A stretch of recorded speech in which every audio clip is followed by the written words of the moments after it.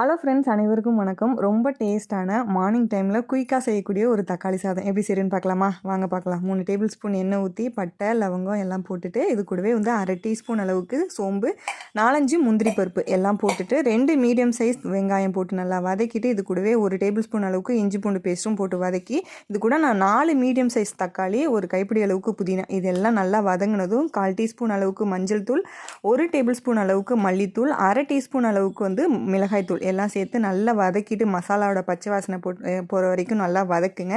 நல்லா வதக்கிட்டு இது கூடவே வந்து நான் 1 டம்ளர் அளவுக்கு தேங்காய் பாலும் 1 டம்ளர் நார்மல் தண்ணியும் ஊற்றிருக்கேன்.